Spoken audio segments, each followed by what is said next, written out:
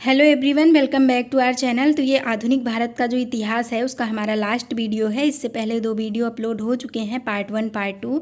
अगर आपने अभी तक नहीं देखा है वो तो प्लीज़ जाके देख लीजिए। पूरी समरी आपको उसमें कराई गई है। और आप किसी भी वनडे एग्जाम या फिर कॉम्पिटेटिव एग्जाम की अगर तैयारी कर रहे हैं तो please like share and subscribe to our channel. एक बार हम रिवाइज़ कर लेते हैं कि हमने पढ़ा क्या है अभी तक पार्ट 1 और पार्ट 2 में। तो हमने 1857 में पढ़ा था कि 1857 का जो विद्रोह रहता है वो शुरू होता है, वहीं से आज़ादी की पहली जो क्रांति शुरू होती है तो वहीं से स्टार्ट होती है, वहीं से चिंगारी उठती है आज़ादी की। और 1885 में कांग्रेस की स्थापना हो जाती है। 1905 में लॉर्ड कर्जन के द्वारा बंगाल का विभाजन होता है और 1906 में मुस्लिम लीग की स्थापना की जाती है आगा खां और सलीमुल्लाह खां के द्वारा। 1907 में स्वदेशी आंदोलन चलाए जाते हैं, सूरत अधिवेशन होता है और उसमें जो कांग्रेस पार्टी रहती है वो नरम दल और गरम दल में विभाजित हो जाता है। 1909 में हमने मार्ले मिंटो सुधार पढ़ा था।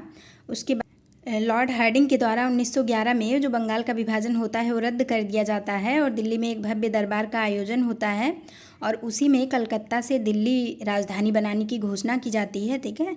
और 1912 में हमने पढ़ा था कि दिल्ली जो रहती है राजधानी बन जाती है कोलकाता से।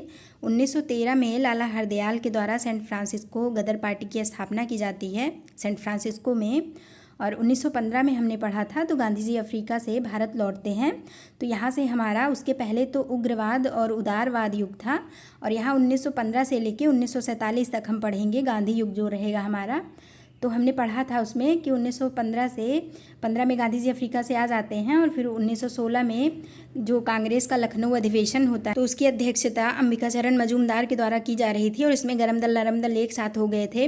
और 1916 में ही होम रूल लीग की स्थापना होती है और इसकी अध्यक्षता बीजी तिलक, बाल गंगाधर तिलक और एनी बेसेंट के द्वारा होती है, ठीक। और फिर आपका साबरमती आश्रम की भी स्थापना 1916 में होती है। 1917 में हमने चंपारण सत्याग्रह पढ़ा था। उसके बाद 1919 में रॉलेट एक्ट लागू होता है और जलियांवाला बाग हत्याकांड हमने उसी में पढ़ा था, डिस्कस किया था। 1920 में असहयोग आंदोलन शुरू होता है और 1922 में चौरी चौरा कांड होता है। 1923 में स्वराज पार्टी की स्थापना की जाती है चित्तरंजन दास और मोतीलाल नेहरू के द्वारा। और 1924 में हमने पढ़ा था तो बेलगांव का अधिवेशन होता है जिसकी पहली और अंतिम बार जो कांग्रेस की अध्यक्षता होती है वो महात्मा गांधी के द्वारा की जाती है। और 1925 में हमने काकोरी कांड पढ़ा था जो कि 9 अगस्त 1925 को ये घटना होती है आपके उत्तर प्रदेश में और ये अब हो गया है काकोरी ट्रेन एक्शन के नाम से। तो इतना हमने डिस्कस कर लिया है। नेक्स्ट अब हम 1926 से डिस्कस करेंगे, ठीक है। तो यहाँ पे देखते हैं 1926 में क्या होता है, अखिल भारतीय महिला संघ की स्थापना होती है और 1927 में साइमन कमीशन की नियुक्ति होती है भारत का संविधान बनाने के लिए। तो आप याद रखेंगे जो साइमन कमीशन रहती है इसकी नियुक्ति 1927 में हो जाती है और 1928 में साइमन कमीशन भारत आ जाता है, ठीक है। 3 फरवरी 1928 को इसे वाइट मैन कमीशन भी कहते हैं और इसमें साइमन कमीशन वापस जाओ, साइमन गो बैक के नारे लगाए जाते हैं। तो इसमें क्या होता है कि इस कमीशन ये जो बनाया जाता है, जो कमेटी रहती है, तो इसमें सारे अंग्रेज़ शामिल रहते हैं, ठीक है। और संविधान हमारे भारत के लिए बनना था तो ये इसीलिए विरोध किया जा रहा था कि इसमें सारे जितने भी मतलब सदस्य थे वो अंग्रेज़ थे, इसीलिए साइमन कमीशन वापस जाओ, साइमन गो बैक के नारे दिए गए थे। 30 अक्टूबर 1928 को लाहौर में साइमन आयोग के विरुद्ध प्रदर्शन करते समय पुलिस की लाठी से लाला लाजपत राय घायल हो गए और बाद में उनकी मृत्यु हो गई। तो आपसे पूछता है कि कौन से मतलब क्रांतिकारी थे जिनकी मृत्यु लाठी से वो घायल होने के बाद हुई थी या फिर मतलब लाठी से उनको मारा गया था इसलिए इनकी मृत्यु हो गई थी। तो आपका लाला लाजपत राय हो जाएगा और इनके द्वारा नारा दिया गया था कि मेरे सिर पर लाठी का एक एक प्रहार अंग्रेजी शासन के ताबूत की कील साबित होगा। तो आप इसे भी याद रखेंगे। अब जब लाला लाजपत राय की मृत्यु हो जाती है तो भगत सिंह के नेतृत्व में जो पंजाब के क्रांतिकारी थे तो उन लोगों ने 1928 में क्या किया कि लाहौर के जो तत्कालीन सहायक पुलिस कप्तान थे सैंडर्स, तो उनको इन्होंने गोली मार दी थी, ठीक है, जो उनके मतलब कुछ साथी थे। अब यहाँ पे देखते हैं तो 1928 में पूछ लेते हैं तो जो नेहरू रिपोर्ट आपका था वो भी 1928 में आया था, उसको भी आप याद रखेंगे। 1929 में देखते हैं तो कांग्रेस अधिवेशन, इसे लाहौर अधिवेशन के भी नाम से जाना जाता है और इसी में पूर्ण स्वराज्य का अपना लक्ष्य घोषित किया गया था और इसकी अध्यक्षता जवाहरलाल नेहरू के द्वारा की जा रही थी। तो आप इसे याद रखेंगे। 1929 में क्या होता है, लाहौर अधिवेशन होता है और इसी में पूर्ण स्वराज्य की मांग की जाती है, ठीक है, घोषित होता है। अध्यक्षता आप याद रखेंगे जवाहरलाल नेहरू। 1930 में क्या होता है तो आपका ये डांडी मार्च, सॉल्ट मार्च या फिर डांडी सत्याग्रह, आप इसे याद रखेंगे, 1930 में होता है। तो ये 12 मार्च 1930 को गांधी जी ने अपने अपने 79 समर्थकों के साथ साबरमती स्थित अपने आश्रम से लगभग 322 किलोमीटर दूर दांडी के लिए प्रस्थान किया। लगभग 24 दिनों बाद 6 अप्रैल 1930 को दांडी पहुंचकर गांधी जी ने नमक कानून तोड़ा और सविनय अवज्ञा आंदोलन की शुरुआत की। तो आप इसे याद रखेंगे, जो हमारा दांडी मार्च होता है वो 1930 में होता है। ये 12 मार्च 1930 से शुरू होता है और ख़त्म कब होता है, तो 6 अप्रैल 1930 को जाके ख़त्म होता है। और यहाँ पे ये जाके दांडी जब पहुँचते हैं तो वहाँ नमक कानून तोड़ते हैं गांधी जी और सविनय अवज्ञा आंदोलन की शुरुआत करते हैं। नेक्स्ट पॉइंट देखते हैं 1931। तो 4 मार्च 1931 को गांधी इरविन पैक्ट या फिर गांधी इरविन समझौता होता है। ठीक, इसके बाद गांधी जी ने सविनय अवज्ञा आंदोलन स्थगित कर दिया। तो यहाँ से स्टार्ट होता है 1930 से और यहाँ पे इन्होंने स्थगित कर दिया उसे जब गांधी इरविन समझौता हो गया। गांधी इरविन समझौता को दिल्ली समझौता के नाम से भी जाना जाता है। ठीक है, तो आप याद रखेंगे गांधी इरविन पैक्ट या फिर गांधी इरविन समझौता, ये आपका 1931 में होता है। नेक्स्ट देखते हैं, तो 23 मार्च 1931 को सुखदेव, भगत सिंह एवं राजगुरु को फांसी दी गई। तो आप याद रखेंगे 23 मार्च को इन लोग को फांसी दी जाती है।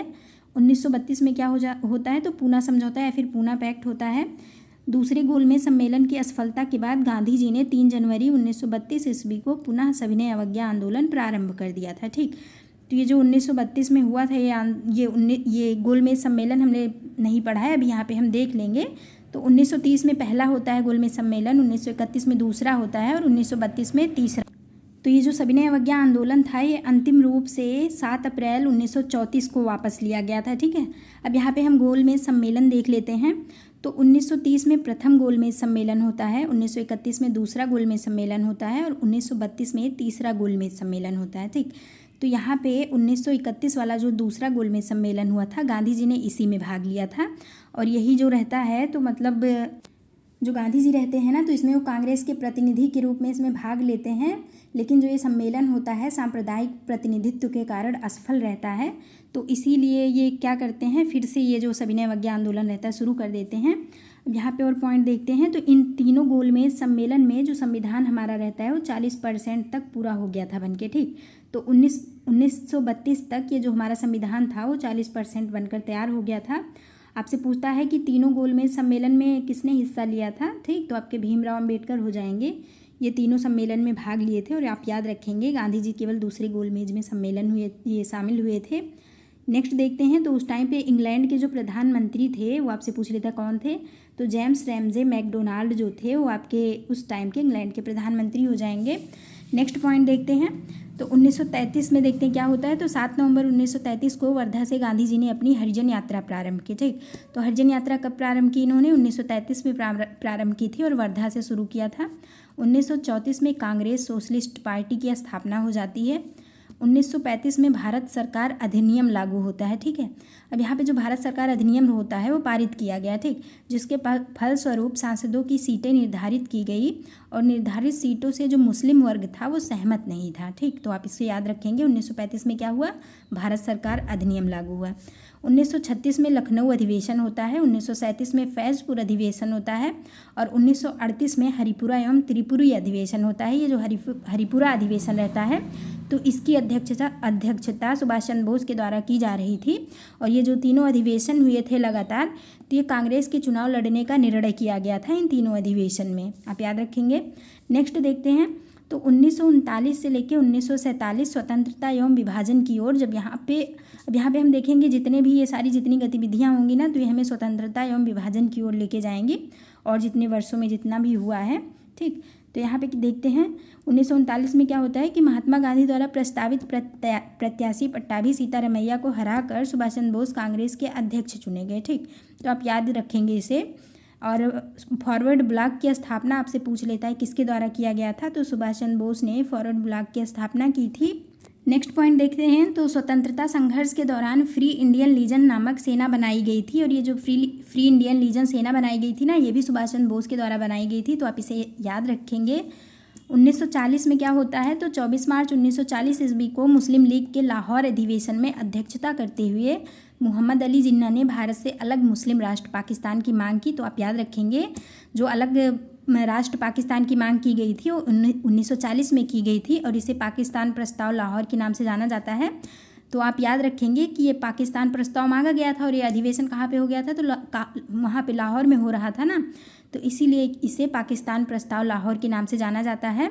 और 1940 में ही अगस्त प्रस्ताव आया। तो ये जो अगस्त प्रस्ताव था, ये जो वायसराय थे लिन लिथिगो, तो उनके द्वारा ये लाया गया था। और उसमें भारत के लिए डोमिनियन स्टेट्स जो मतलब था वो मुख्य लक्ष्य था उस टाइम का। और युद्ध के पश्चात उस टाइम क्या हो रहा था, जो द्वितीय विश्व युद्ध हो रहा था ना, तो उसमें क्या था कि संविधान सभा गठित की जाएगी और जिसमें मुख्यतः भारतीय होंगे, ये सब उसमें कहा गया था।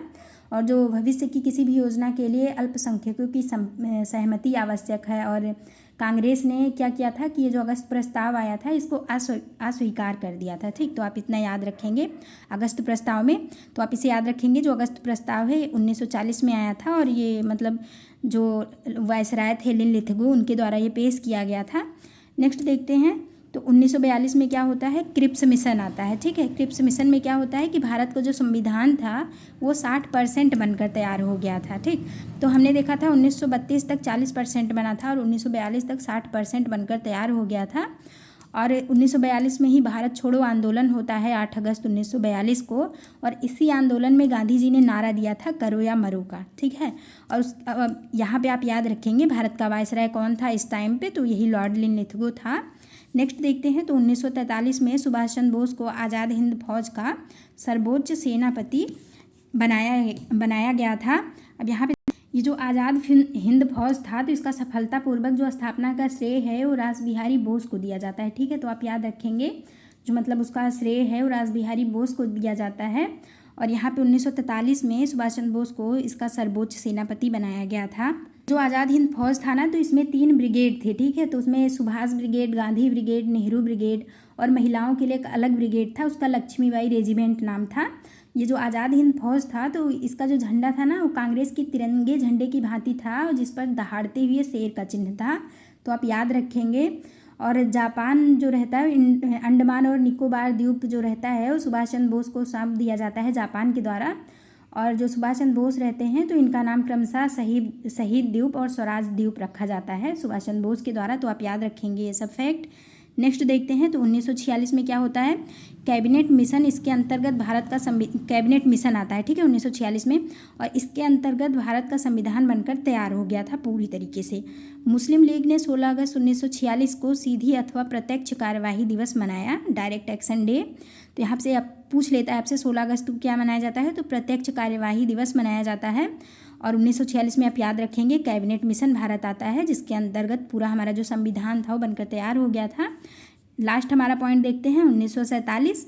तो 3 जून 1947 को भारत विभाजन की माउंटबेटन योजना प्रकाशित की गई। तो आप याद रखेंगे 1947 में 3 जून को माउंटबेटन योजना आती है। ठीक है, प्रकाशित हो जाती है। और 15 अगस्त 1947 को 2 डोमिनियनों भारत और पाकिस्तान में बांट दिया जाएगा, ये इस योजना में प्रकाशित किया गया रहता है। इस योजना के अनुसार भारत और पाकिस्तान 2 अलग देश बन जाते हैं। ठीक है, दो अलग देश बन गए। और ये जो पाकिस्तान और भारत है ना, तो इसे रेड क्लिफ जो रेखा है वो अलग करती है। तो यहाँ पे 1947 को जो हमारा प्यारा भारत रहता है वो आज़ाद हो जाता है। तो आई होप आपको ये सारा पूरा पार्ट 1 पार्ट 2 अगर आपने नहीं देखा है तो प्लीज़ देख लीजिए। हमारा जो मॉडर्न हिस्ट्री था पूरा कवर हो गया है आपके 3 वीडियो में। और अगर आपको वीडियो यूज़फुल लगा हो तो please like share and subscribe to our channel. अगर आपने फर्स्ट बार विजिट किया है इस चैनल पे तो प्लीज़ सब्सक्राइब कर लीजिए, बेल आइकन को हिट कर दीजिए। पढ़ते रहिए, मोटिवेटेड रहिए। Thanks for watching.